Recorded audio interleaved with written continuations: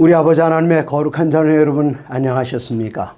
우리들은 지난 석 달 동안 성경 해석학을 재미있게 그리고 유익하게 공부했습니다. 지난 석 달 동안 하나님의 거룩한 말씀을 어떻게 해석하는가 그 방법을 배웠으니 이제 다음 차례는 아주 자연스럽습니다. 이 하나님의 거룩한 이 말씀을 나가서 어떻게 전해야 할 것인가, 선교하는 기쁨에 대해서 석 달 동안 함께 공부하시겠습니다. 오늘은 그 첫 번째 시간으로 다른 사람들에게 말씀을 증거하고 전도하는 그 전도의 동기가 무엇인가, 모티베이션이 무엇인가 함께 공부하시겠습니다. 먼저 디모데 전서 2장 4절에 있는 말씀을 보면 하나님께서 우리를 향한 소원이 무엇인지 하나님의 소원이 이렇게 정의되어 있습니다. 하나님은 모든 사람이 구원을 받으며 진리를 아는 데에 이르기를 원하시느니라. 이 세상에 지금 75억의 인구가 살고 있습니다. 대한민국에 5천만 명의 인구가 살고 있습니다. 하나님께서는 이 5천만 명 가운데 몇 사람이나 구원받기를 원하시는가? 여기 사도 바울은 디모데에게 편지 쓰면서 이것이 바로 하나님의 소원이다. 하나님은 모든 사람이 구원을 받으며 5천만 명 빼기 한 사람 빼놓고 4,999만 9,999명이 아니라 대한민국 모든 사람이 그리고 전 세계 인류 75억이 다 구원받고 진리를 아는 데 이르기를 원하신다 그랬습니다. 왜 그럴까요? 하나님께서는 그것을 위해서 값을 치르셨기 때문에 그렇습니다. 얼마나 무슨 값을 치르셨습니까? 요한복음 3장 16절에 하나님이 이 세상을 이처럼 사랑하사 누구를 주셨는가 하면 단 하나밖에 없는 독생자를 우리를 위하여 주셨습니다. 왜 그렇게 하셨습니까? 이는 저를 믿는 자마다 한 사람도 빠짐없이 다 구원받게 하는 것, 그것이 바로 하나님의 소원이시기 때문에 하나님께서는 우리 모든 생명을 위해서 값을 치르셨습니다. 싼 값이 아닙니다. 온 우주에서 가장 비싼 값, 당신의 단 하나밖에 없는 독생자 예수 그리스도를 우리를 위하여 내어주시고 그 값을 치르셨으니 그 값에 상당한 것을 되찾고자 하시는 것, 이것은 당연한 것입니다. 그렇기 때문에 하나님의 소원은 무엇인가? 하나님의 소원은 모든 사람이 구원을 받으며 진리를 아는 데 이르는 것, 이것이 바로 하나님의 소원입니다. 예수님께서 2000년 전 이 땅에 오셨습니다. 예수님께서 이 땅에 오신 목적이 무엇일까요? 어떤 사람들은 무슨 행위를 하든지 그 행위에 대한 목적이 있습니다. 제가 식당에 갔다 손님들 모시고, 그러면 식당에 간 목적은 무엇입니까? 손님들을 대접하고 좋은 식사를 나누기 위해서 제가 식당에 간 것입니다. 제가 어느 나라에 여행을 갔다, 그 여행의 목적은 무엇입니까? 가서 하나님의 말씀을 증거하든지 아니면은 특별한 관광이 목적이든지 이런 목적 없이 그냥 가지 않았습니다. 그러면 예수님께서는 이 세상에 왜 오셨는가? 예수님께서 오신 그 사명에 대한 진술, 미션 스테이트먼트, 예수님께서 이 세상에 오신 사명에 대해서 누가복음 19장 20절에 잘 말씀하셨습니다. 예수님께 친히 말씀하시기를 인자가 온 것은 잃어버린 자를 찾아 구원하려 함이니라. 예수님께서 이 땅에 왜 오셨다고요? 예수님께서 이 땅에 오신 그 이유는 잃어버린 자를 찾아 구원하기 위하여 이 땅에 오셨습니다. 그럼 우리들은 어떻게 누구를 구원해야 할까요? 여기 예수님의 형제이셨던 야고보는 야고보서 5장 10절에 말씀하시기를 너희가 할 것은, 여러분께서 하셔야 할 것은 무엇인가 하면 죄인을 미혹된 길에서 돌아서게 하는 자가 그의 영혼을 사망에서 구원할 것이며 허다한 죄를 덮을 것이니라. 누가 구원받는가? 나도 구원받고 그 사람도 구원받고, 너희가 알 것은 죄인을 미혹된 길에서 돌아서게 하는 자가 그의 구원을, 영혼을 사망에서 구원할 것이다. 그냥 내버려두면 그는 영혼이 사망합니다. 그러나 그를 구원하면 그가 사망에서 생명으로 옮길 뿐만 아니라 이어서 말씀하시기를 허다한 죄를 덮을 것이니라. 그가 하나님 바깥에 설 때에 그는 죄의 덩어리 그 자체였습니다. 그러나 우리가 나가서 그들을 구원하면, 그들에게 그리스도 예수를 소개하면 그들은 구원 얻을 뿐만 아니라 이제까지 그들이 지어온 모든 허다한 죄가 덮음을 받고 용서받게 되고 의롭게 되고 거룩하게 되는 일에 동참하게 됩니다.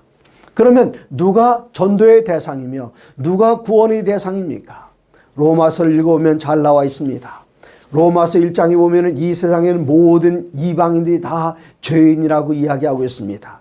그런데 2장에 들어가 보니까 이방인들만 죄인인가? 아닙니다. 누구도 죄인인가 하면은 유대인들도 죄인이라고 로마서 2장에서는 강력하게 이야기하고 있습니다. 그래서 3장부터 5장까지 나오는 그 내용은 무엇인가 하면은 예수 그리스도를 믿는 믿음으로 말미암아 우리들이 구원에 이르게 되고, 그 믿음은 그리스도 예수께서 우리에게 제공해 주신 은혜 안에서 구원으로 보상받는다는 사실을 로마서 3장부터 4장, 5장에 이야기하고 있습니다.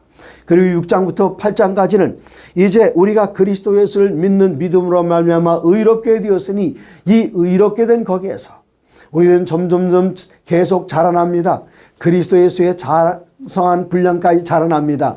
그 자라나는 단계를 뭐라고 말하는가 하면은 성화라고 하는데, 여기 조금만 성화되고 많이 성화되는 것, 그런 건 없습니다. 우리가 하나님의 자녀로 구별되면 그는 100% 성화된 사람입니다. 그런데 성화에서 성화에 이른 일, 바로 무엇과 같은가 하면은, 제가 사회생활 하다가 군대 입대했습니다. 군대 입대했는데 저는 군에 대해서 아무것도 잘 모릅니다. 다른 사람들과 같이 행진하는 것도 모르고 제식훈련도 모르고 아는 게 아무것도 없습니다. 그런데 저는 훈련소에 입대했습니다. 그럼 저는 이 머릿속은 민간인 생각으로 다 차 있고 군대에서는 아무것도 모르는데, 제가 이제 군대에 입대하는 그날 군복으로 갈아입습니다. 그럼 저는 군인일까요? 민간인일까요? 저는 군인입니다. 몇 퍼센트 군인입니까? 100% 군인입니다. 대한민국 육군 군인이 됐습니다. 마찬가지로 그리스도 예수를 개인의 구주로 영접하면 우리들은 의롭게 되고, 하나님 마귀의 나라에서 하나님의 왕국으로 옮겨되고, 마귀의 자식에서 하나님의 자녀가 됐습니다. 그러나 그 안에서 우리들은 하나님의 자녀로 끊임없이 성장해 나아가야 되는데, 우리들은 성장하지 않은 그곳에서도 하나님의 아들이고, 성장한 다음에도 100% 하나님이 내 아들인 것처럼, 우리가 군에 갔을 때에 훈련병일 때는 아무것도 모르지만 군인이 되기 위하여 훈련합니다. 그리고 자대에 배치됩니다. 그리고 거기서 일정한 기간 동안 복무한 다음에 제대합니다. 그러면 여기 처음부터 내가 군에 대해서 모를 그때부터 제대할 때까지 저는 100% 군인이지 아무것도 모른다, 훈련 안 받았다고 해서 저는 0.1%만 군인, 그런 거 아닙니다. 100% 군인입니다. 그래서 여기 6장부터 8장까지는 우리들에게 무엇을 가르치는가 하면, 그리스도 예수 안에서 예수님의, 아버지 하나님의 거룩함을 닮아 나가는 것을 배우는 것. 그렇게 배우다가 드디어 이제 10장으로 들어가면 이런 말씀이 있습니다. 10장 9절입니다. 내가 만일 내 입으로 예수를 주로 시인하며 또 하나님께서 그를 죽은 자 가운데 살린 것을 내 마음에 믿으면 구원을 받으리라. 어떻게 하면 구원받는다고요? 마음에 믿으면 구원받는다고요. 10절입니다. 사람이 마음으로 믿어 의에 이르고 입으로 시인하여 구원에 이르느니라. 우리가 마음으로 믿으면 이미 의롭게 됐습니다. 입으로 이 사실을 시인하면 우리는 구원을 이미 받았습니다. 그러면 우리가 구원을 11절에 보시면, 성경이 이르되 누구든지 그를 믿는 자는 부끄러움을 당하지 아니하리라 하니, 12절 유대인이나 헬라인이나 차별이 없느니라. 누구든지 예수를 믿으면 유대인이든지 육신적으로 아브라함의 자손이든지 우리처럼 이방인이든지 예수님 안에서는 차별이 없습니다. 12절 유대인이나 헬라인이나 차별이 없음이라 한 분이신 주께서 우리 모든 사람의 주가 되사 그를 부르는 모든 자에게, 유대인이나 헬라인이나 이방인이나 모든 자에게 부유하시도다. 무엇에 부유하십니까? 우리에게 구원을 주시기 부유하십니다. 그러므로 13절 누구든지 주의 이름을 부르는 자는 구원을 받으리라. 그러면 어떻게 주의 이름을 부를 수가 있습니까? 14절입니다. 그들이 믿지 아니하는 이를 어찌 부르리요? 그들이 예수님을 부르려면 먼저 믿어야 됩니다. 그럼 어떻게 믿습니까? 듣지도 못한 일을 어찌 믿으리요? 그 사람이 먼저 들어야 믿고 믿어야 구원을 받습니다. 전파하는 자가 없이 어찌 들으리요? 누군가가 전해줘야 듣고 믿고 구원을 받게 됩니다. 15절 보내심을 받지 아니했으면 어찌 전파하리요? 기록된 바 아름답도다 좋은 소식을 전하는 자의 발이함과 같으니라. 우리 몸에서 제일 아름다운 데가 어디라고 생각하십니까? 많은 분들은 얼굴이 아름답다고 그렇게 이야기하죠. 그러나 하나님께서 보시기에는 머리끝부터 발끝까지 당신께서 지으셨으니 그 아름다움의 우열이란 있을 수 없지만 이사야 선자는 하나님의 말씀을 그대로 적었습니다. 뭐라고 적었는가? 조금 전에 읽은 그 말씀은 구약성경 이사야서의 인용인데 15절 보내심을 받지 아니했으면 어찌 전파하리요. 기록된 바 구약성경 이사야서 52장 7절에 기록된 바 아름답도다 좋은 소식을 전하는 자들의 발이함과 같다 말씀하셨습니다. 우리 발이 아름답다고요. 언제 아름답습니까? 하나님의 사랑과 구원을 전하기 위해서 나아갈 때에 발이 아름답다, 손이 아름답다 아닙니다. 얼굴이 아름답다 아닙니다. 뭐가 아름답다고요? 복음 전하러 나가는 그 발이 아름답다 말씀하셨습니다. 우리들은 인사할 때에 안녕하십니까? 한국 사람들은 그렇게 이야기합니다. 미국 사람들은 뭐라고 인사합니까? What's up? 네. How are you doing? How are you? 그렇게 인사합니까? 이 똑같은 인사를 하나님께 드리면 하나님께서는 오늘 뭐라고 대답하실까요?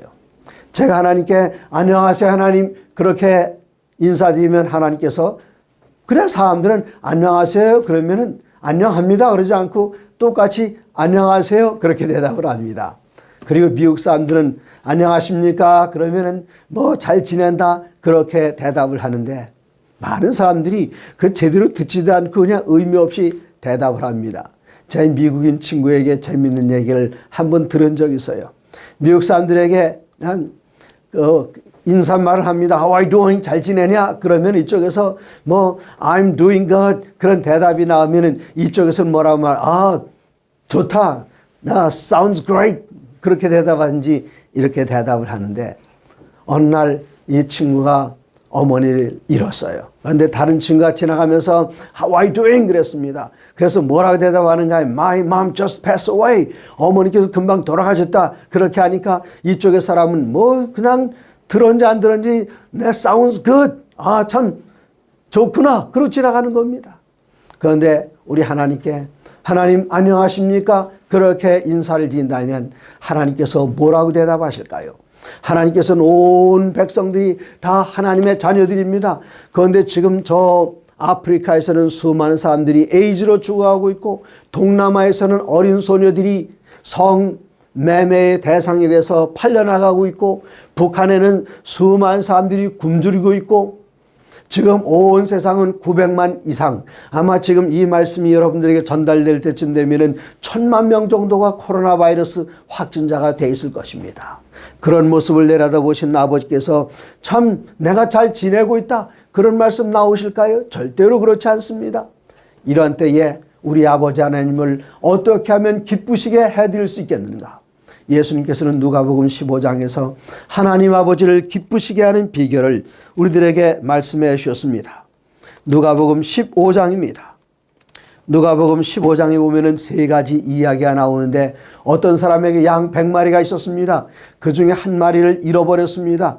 그런데 그는 저녁 때 나가서 하루 종일 양떼를 살피면서 피곤했지만 그냥 쉬지 않고 한 마리가 잃어버렸다는 사실을 그가 알게 됐을 때에 피곤한 몸을 이끌고 한밤중에 불을 켜들고 그가 하루 종일 다녔던 그 길을 되짚어 다니면서 그 양의 이름을 부르며 찾습니다. 잃어버려진 양은 어떻습니까? 자기가 잃어버렸다는 사실을 그가 압니다. 움직일 수도 없습니다. 조금만 부스럭 걸려면 어떤 맹수가 와서 자기를 덮칠지도 모릅니다. 희망은 단 하나, 목자가 찾으러 오는 것밖에 없습니다.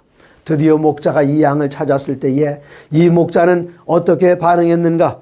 누가복음 15장 6절에 보시면은 5절 또 찾아낸즉 즐거워 어깨에 메고 집에 와서 그 벗과 이웃을 불러 모으고 말하되 자 나와 함께 즐기자 나의 잃은 양을 찾아내었노라 하리라. 그 다음 절 15장 7절이 중요합니다. 15장 7절 내가 너희에게 이르노니 예수님께서 우리들에게 말씀하시기를 이와 같이 죄인 한 사람이 회개하면 하늘에서는 우리 아버지께서는 회개할 것 없는 의인 99으로 말미암아 기뻐하는 것보다 더하리라. 그렇게 말씀하셨습니다. 하나님 아버지를 기뻐하게 하는 방법이 무엇입니까? 그것은 잃은 자를 찾는 것입니다. 제가 이 교회에 지금 있는 것보다, 하나님 위해서 열심히 일하는 것보다 하나님께서는 언제 더 기뻐하시는가 하면 잃은 자식 하나를 찾을 때에 더 기뻐하신다. 그런 표현이 뒤에 계속해서 나옵니다. 9절 10절에도 나옵니다. 여기 잃은 드라크마 10개 중에 하나를 찾도록 찾았습니다. 왜 이 드라크마를 그렇게 찾으려고 애를 썼을까요? 왜 그런가 하면은 그 드라크마에는 무엇이 새겨져 있는가 하면은 통치자의 초상화가 새겨져 있습니다. 그런데 두 번째 잃어버린 것은 이 드라크마라는 어디서 잃어버렸는가 하면 집 안에서 잃어버렸습니다. 누구를 잃어버렸습니까? 내 가정에 잃어버린 자가 있습니다. 찾을 때에 이 부인은 어떻게 하는가? 또 찾아낸 즉 벗과 이웃을 불러 모으고 말하되 나와 함께 즐기자. 잃은 드라크마를 찾아내었노라. 10절에 내가 너에게 이르노니 이와 같이 죄인 한 사람이 회개하면 하나님의 사자들 앞에 기쁨이 되느니라. 네? 첫 번째는 아버지에게 기쁨이 되고 온 하늘이 다 기뻐합니다. 이번엔 누가 기뻐하는가?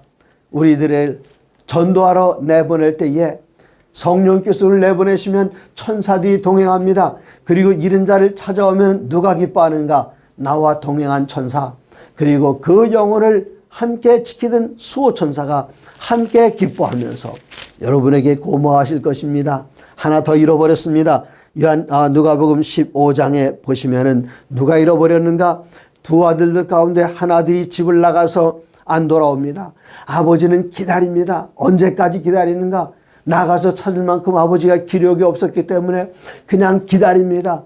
마침내 그 아들이 돌아왔을 때 22절 아버지는 종들에게 이르되 죄인 좋은 옷을 내어다가 입히고 손에 가락지를 끼우고 밭에 신을 신기라. 어떤 분들은 이 말씀 드리면 그럼 우리 그리스도인들 가락지 끼워도 되겠는가? 시기로 작정하셨으면 할 수 없겠지요. 그러나 사도가 바울이 디모데에게 편지 쓸 때라든가 베드로가 편지를 쓸 때 뭐라고 말했는가 하면 우리의 몸을 장식하는 대신에 우리 속사람을 장식하라, 그렇게 권면해 주셨습니다. 그럼 여기 가락지란 무엇인가? 이 아들이 자기의 재산을 아버지에게 받아가지고 나가서 다 쓰고 빈털털이 돌아왔습니다. 그러나 이 아들이 나가 있는 동안에 아버지는 재산을 큰아들과 작은아들에게 줬는데 큰아들에게 준 그 땅, 양, 염소 다 있습니다. 그러나 고대 법에 의하면 아버지가 살아계실 때에 땅을 주면 아들 것입니다. 양을 줘도 아들 것입니다. 그러나 아버지가 살아있는 동안에는 아버지가 준 것은 주었지만 거기서 나는 소출은 아버지가 땅은 줬지 소출은 안 줬습니다. 그래서 거기서 나오는 소출이라든가 양을 주었으면 양의 새끼라든가 이거 다 누구의 것인가 하면 형의 것이 아니라 동생의 것입니다. 아버지의 것입니다. 그런데 아버지가 작은 아들 돌아왔을 때 보니까 아무것도 안 갖고 빈털털이 돌아왔습니다.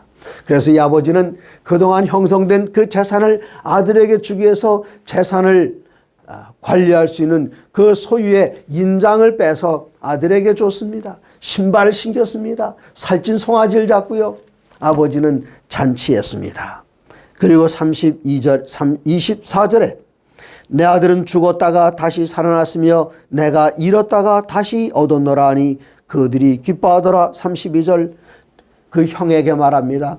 내 동생은 죽었다가 살아났으며 내가 잃었다가 얻었기로 우리가 즐거워하고 기뻐하는 것이 마땅하다 하니라.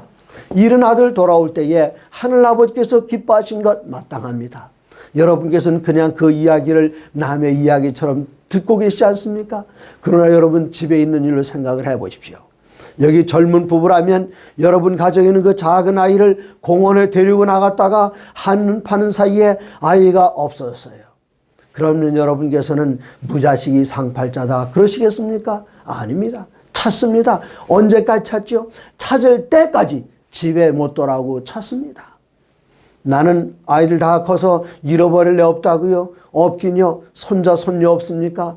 정말 눈에 넣어도 아프지 않을 것 같은 그 손자를 어디 나가서 3살짜리를 잃어버렸다고 생각해 보십시오.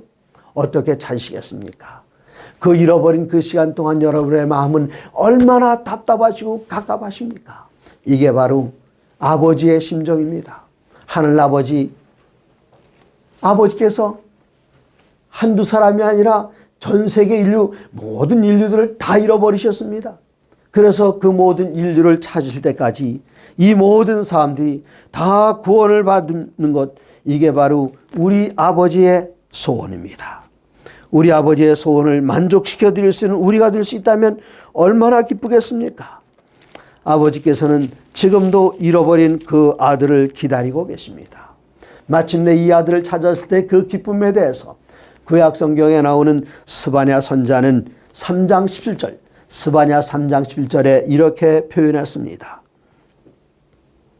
스바냐 3장 17절, 너희 하나님 여호와가 너희 가운데에 계시니 그는 구원을 베푸실 전능자시라. 그가 너로 말미암아 기쁨을 이기지 못하여 하시며, 네, 하나님께서 막 춤을 추실 정도입니다. 우리가 구원받을 때에 구원받은 그 한 영혼을 위해 기쁨을 이기지 못하여 하시며 너를 잠잠히 사랑하시며 너로 말미암아 즐거이 부르며 기뻐하시리라. 즐거이 부르며 뭘 부른다고요? 노래를 부른단 말입니다. 그냥 좋아서 콧노래가 나오는 것입니다. 제가 이 성경절에 대해서 이미 한번 말씀드린 적이 있습니다. 6.25 사변이 끝났습니다. 이 아버지께서는 전쟁 동안에 저희 형을 1944년 1945년 해방되기 1년 전에 형을 낳았어요. 그리고 옛날에는 자녀가 많으면 다복하다 그랬는데 아들이 많아야 되지 않았었습니까? 그런데 아버지가 형을 낳고 내리 딸 셋을 낳았습니다. 딸 셋이 태어나는 그때 즈음에서 6.25 사변이 일어났어요. 6.25 사변 때 아들 하나만 겨우 살려놓고 딸 셋은 다 병으로 잃어버렸습니다. 얼마나 그 자식을 잃고 귀염둥이 자식들을 잃고 얼마나 마음이 아프셨을까요? 그러다 전쟁이 끝난 다음에 1953년 음력으로 9월달, 정확하게 휴전 협정이 되고 55일째 되는 9월 20일 날 아들이 태어났습니다. 그때 아버지께서 얼마나 기뻐하시는지, 제가 자라나면서 아버지의 마음을 섭섭하게 드리면은 할머니는 저를 꼭 붙들고 야단치지 않으셨습니다. 대신 이렇게 말씀하셨습니다. 애비가 너를 낳고 얼마나 좋아했는데. 음력으로 8월 13일입니다. 추석 이틀 전 달이 서쪽으로 넘어가고는 그때 제가 태어났다고 그래요. 제 아버지께서는 제가 태어났을 때에 이 아이가 태어나면 물을 많이 쓰지 않습니까? 이 물찌개를 쥐고 이 물을 길러 왔다 갔다 하시면서 그 콧노래를 부르던 그 얘기를 할머니께 제게 들려주시면서 하신 말씀이, 애비가 너를 낳고 얼마나 좋아했는데 네가 애비 속을 썩이느냐. 그 말 한마디가 10대의 종아리를 맞는 것보다 더 위력이 있었습니다. 아버지께서 날 낳고 그렇게 좋아하셨다고 하시는데 아버지를 실망시킬 수 없지. 하늘아버지께서는 언제 그렇게 좋아하시는가. 한 영혼이 돌아오면 그는 구원을 베풀 전능자시라. 구원을 베풀기 위하여 아들을 내오신 그분. 마침내 이런 영혼이 아버지 품으로 돌아올 때에 아버지께서는 그 일로 인하여 기쁨을 이기지 못하여 하시며 또 즐겁게 노래를 부르십니다. 콧노래가 하늘아버지의 입에서 나옵니다. 이게 바로 하나님 안녕하십니까? 라고 이야기할 때에 하나님께서 나 정말 기쁘다. 잃어버린 그 아이가 돌아왔다. 잃은 아이를 찾았다. 그 기쁨을 우리가 하나님께 드릴 수 있는데 그 기쁨을 드리는 비결은 무엇인가 하면 바로 영혼을 구원하기 위하여 전도하는 것입니다. 이스라엘에 가면은 거기 남북으로 있는 기다란 강이 있습니다. 그 강이 251km나 됩니다. 요단강입니다. 이 요단강 꼭대기에는 커다란 호수가 있는데 그 호수를 갈릴리 바다라고 우리들은 이야기합니다. 이 갈릴리 바다는 상당히 넓기 때문에 사람들은 그것을 바다라고 부릅니다. 근데 이 갈릴리 바다는 얼마나 높은 곳에 위치해 있는가, 아니 낮은 곳에 위치해 있다고 말해야 되겠죠. 이것은 지중해의 해수면보다 갈릴리 바다의 평균 해수면이 지중해의 해수면보다 212m나 아래로 내려가 있습니다. 그리고 그 깊이가 한 26m쯤 됩니다. 그렇게 많이 깊지는 않습니다. 26m면 꽤 깊은 거죠. 네. 호수가 그 정도 깊은 겁니다. 여하튼 네. 해수면보다 212m나 밑으로 내려가 있습니다. 예수님께서는 어디로 오셨는가? 하늘을 버리고 이 땅에 오시는데 높은 동네 에베레스트 같은 산 같은 곳에 오지 않으시고 예수님께서는 이 지구에서 가장 낮은 곳으로 오셔서 우리를 섬기셨습니다. 그런데 사실 이것도 높은 편입니다. 여기서 물이 흘러서 어디로 내려가는가? 요단강 줄기를 타고 내려가서 또 한 바다에 이르는데 갈릴리 바다보다 더 커다란 바다에 이르게 됩니다. 이 바다를 가리켜 무슨 바다라고 말하는가 하면 영어로는 Dead Sea, 죽은 바다, 우리말로는 사해라 그렇게 이야기합니다. 그럼 여기는 왜 사해인가? 이 사해는 얼마나 깊은가 하면은 그 아래로다가 2016년에 재보니까 지중해 해수면보다 430m 밑으로 내려가 있습니다. 그런데 이 사해바다선 바깥으로 나가는 데가 없어요. 이 갈릴리 바다 하면 거기엔 많은 물고기들이 있습니다. 그리고 그 안에 수초들도 있습니다. 여기는 생명체가 있는 곳입니다.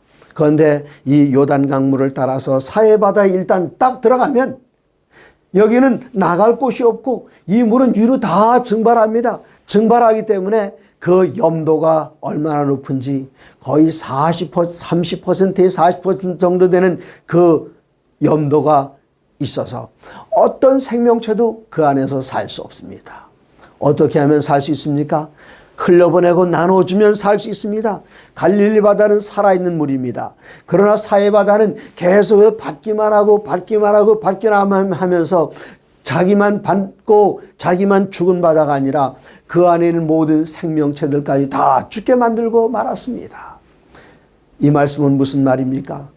우리들은 하나님께로부터 은혜를 받고 사랑을 받았고 구원을 받았고 생명을 받았기 때문에 어떻게 해야 되는가 하면은 갈릴리 바다처럼 계속 나눠주고 흘려 보내줘야 됩니다. 이것을 다 받아가지고 나 혼자 가지고 있으면은 그것은 곧 죽음입니다. 그렇기 때문에 요한복음 7장 37절 명절 끝날 곧 초막절 끝날 그 큰 날에 예수께서 외쳐 이르시되 누구든지 목마르거든 내게로 와서 마시라. 나를 믿는 자는 성경에 이른 것 같이 그 배에서 생수의 강이 흘러나오리라. 예수님에게서 흘러나오는 그 강물을 우리가 받았습니다. 우리가 받고 가만히 있으면 안 됩니다. 요단 강물처럼 갈릴리에서 받았으니 나눠줘야 됩니다. 나눠주면 우리는 살 수 있습니다. 우리 하나님께서는 우리 없이도 전도의 일을 감당하실 수 있습니다. 다른 사람들을 구원하실 수 있습니다. 그런데 제가 읽고 있는 이 시대의 소망 142쪽, 이건 한글 책입니다만 영문 142쪽에는 이런 말씀이 기록되어 있습니다. 하나님께서는 우리의 도움 없이도 죄인을 구원하시는 당신의 목적을 이루실 수 있으셨다. 그러나 그리스도의 품성과 같은 품성을 개발시키기 위해서 우리는 그의 사업을 분담해야 한다. 우리는 때때로 기도드릴 때에 예수님의 품성을, 예수님을 닮게 해달라고 기도드립니다. 예수님 닮는 비결이 여기에 있습니다. 그러나 그리스도의 품성과 같은 품성을 개발시키기 위해 우리는 그의 사업을 분담해야 된다. 그의 기쁨, 곧 그의 희생을 통해 구원받은 영혼들을 보는 기쁨에 참여하기 위하여 그들의 구속을 위한 그분의 사업에 참여해야 한다. 이렇게 말씀하셨습니다. 우리가 나가서 전도하지 않아도 하나님께서 천사들 보내시면 천사가 얼마나 힘이 있습니까? 사내립의 군대가 쳐들어왔을 때에 천사 한 분이 18만 5천 명의 사내립의 아수르의 군대를 하룻밤 사이에 죽였습니다. 이렇게 능력 있는 천사들 몇 분만 보내시면 인류 다 구원하는 것, 하늘나라 데려가는 것 일도 아닙니다. 그러나 하늘나라 가면 다 로봇들이 간 것일 겁니다. 하나님께서 원하시는 것은 예수님의 성품, 거기에 참여하기 위해서 우리들 사람들을 구원하는 선교 활동에 불러내셨습니다. 신약성경 베드로후서 3장 9절에는 하나님의 심정을 이렇게 잘 표현했습니다.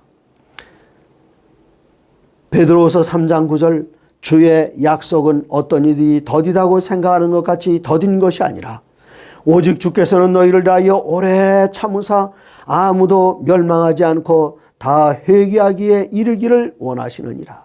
그렇기 때문에 그 앞에 절 8절에는 사랑하는 자들아 주께는 하루가 천년 같고 천년이 하루 같다는 이 한 가지를 잊지 말라. 우리를 얼마나 기다리시는지, 잃어버린 사람 하나를 하나님 앞으로 돌아오는 그 일을 위해서 기다리시는데 누가 나를 위하여 갈고 내가 누구를 보낼고, 이때 하나님께서는 내가 여기 있나이다 나를 보내소서 그 사람들을 기다리고 계십니다. 제가 여기 있습니다. 나가서 전도하겠습니다. 그 사람 하나 나타나기를 기다린 것, 그 하루를 기다리신 걸 천년 기다리듯 기다리신다고요. 우리들이 하루가 여삼추라고 그러죠. 일일이 여삼추. 일일, 여는 같을 여자, 석삼자, 가을 추자입니다. 일일을 3년 기다리듯. 아니요. 우리 하나님께서는 일일 여삼추가 아니라 일일 여천년입니다. 그런데 천년을 기다리신다 할지라도 한 사람이 구원받으시면 하루 기다리신 것처럼 기뻐하신다 그랬습니다. 10절 9절 다시 읽으면 주의 약속은 어떤 일이 더디다고 생각하는 것 같이 더딘 것이 아니라, 왜 예수님 금방 오시지 않습니까?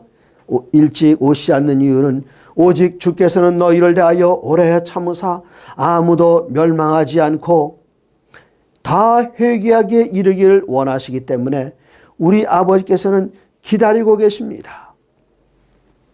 그렇기 때문에 우리들은 가야 합니다. 어디로 가는가? 제일 먼저 이사야 선지자는 어디로 가야 하는지를 이렇게 설명합니다. 이사야 49장 6절입니다.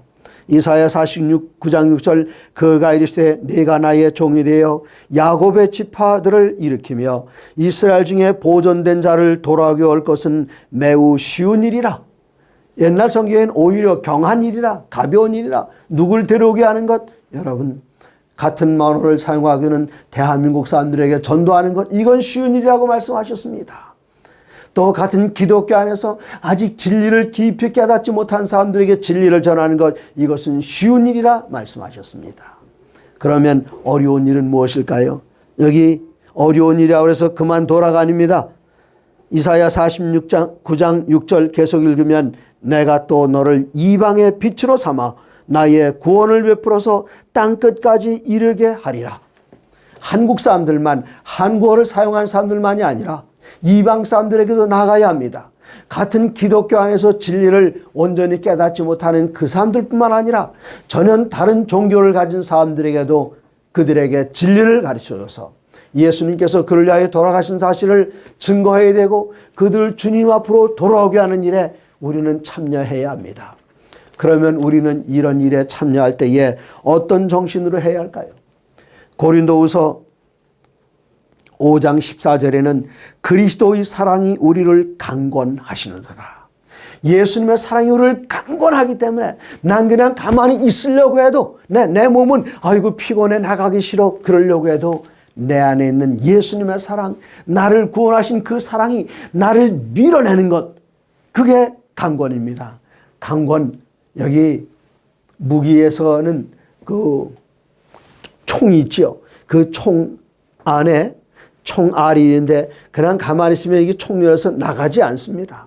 언제 나가는가 하면 방아쇠를 딱 당기면 이 방아쇠의 방아쇠를 당기면 노리쇠 공이가 요 안에 있는 총알 뒤에 화약이 있는데 거기 뇌관이 있습니다. 여기는 총알 안에 화약이 들어있고 화약 뒤에 뇌관이 있는데 이 방아쇠를 딱 당길 때에 이것을 격발이라고 합니다. 격발하면 노리쇠 공이가 여기 뇌관을 딱 칩니다. 딱 치면 이 안에서 화약이 폭발합니다. 화약이 폭발하면 이 안에는 그 총알은 나는 가만히 있으려고 해도 안에서 폭발하는 그 폭발력에서 총알은 나갈 수밖에 없습니다. 우리가 전도하는 것은 그냥 하나님께서 전도했으면 좋겠다 그래서 억지로 나가는 것이 아니라 그리스도 예수의 사랑을 진심으로 경험한 사람들은 내 안에서 그리스도의 사랑이 나를 강권하시기 때문에, 나를 격발했기 때문에 이 안에는 총알은 가만히 있을 수가 없고 앞으로 나갈 수밖에 없습니다. 예수님의 사랑, 아버지의 나를 구원하시는 그 은혜, 이것을 생각만 해도 내가 잠잠하리라 결심하면 내 중심이 불붙는 것 같아 견딜 수 없다고 예레미야 선지자는 일찍이 이야기했습니다. 사랑하는 여러분, 하나님 안녕하십니까? 우리 하나님으로부터 내가 잘 있다 기쁘다 그런 이야기 그런 대답하신 것을 원하신다면 지금 나가서 잃어버린 자를 찾아다가 아버지 앞에 드리기 바랍니다. 그러면 아버지께서 참 잘했다 우리를 칭찬하실 것입니다. 그리고 아버지 앞에 만면에 미소가 넘칠 것입니다. 오늘도 아버지 앞에 기쁨을 드리기 위해서 함께 전도하기 위해 나가는 우리 모두가 되기를 간절히 바랍니다. 하나님의 모든 말씀으로 사시기 바랍니다.